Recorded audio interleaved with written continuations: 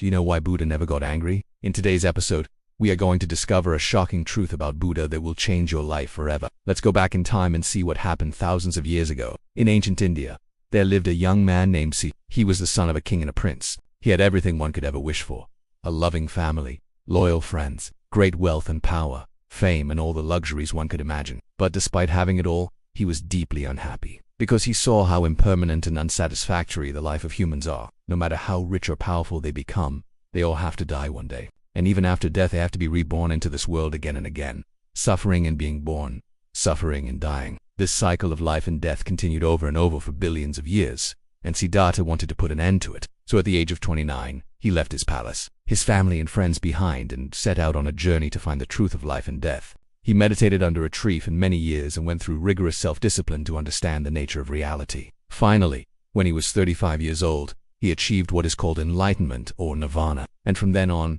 he was known as Buddha, which means the enlightened one. So why am I telling you this story today?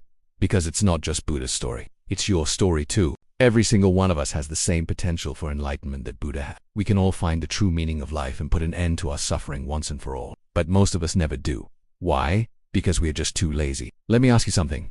If you were to die right now, where would you go? What would happen to you? To answer that question, you need to understand what you are made of. You are made up of 5 aggregates. The first 4 are physical, like your body, emotions, mind, and intellect. And the 5th one is your consciousness. Your consciousness is what makes you, you. It's your identity. It's what connects you to your past and future lives. Now, when you die, the first 4 aggregates, the body, emotions, mind, and intellect, they all cease to exist. But what happens to your consciousness? According to science, your consciousness is nothing but a complex pattern of energy and information, arises from the interaction between your neurons. And when you die, this pattern gets disrupted, and then it's gone forever. There is no heaven or hell, no reward or punishment, no rebirth or reincarnation. That's just a fairy tale that you've been told by your parents and religious leaders. But here's the good news. Since we have the ability to create our own heaven or hell, to choose our own rewards and punishments, to determine our own fate, so why don't you take charge of your life and start making better choices today? Why are you still holding on to anger,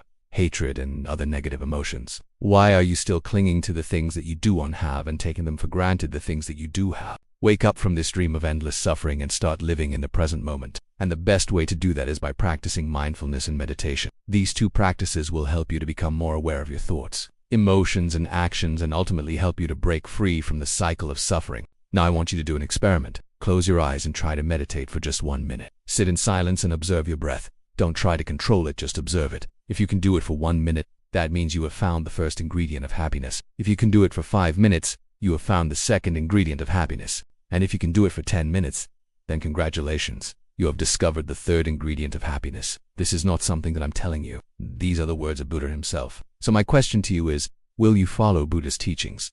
Or will you continue to live in ignorance? The choice is yours. If you liked this video, please like and share it with your friends. Thank you for watching.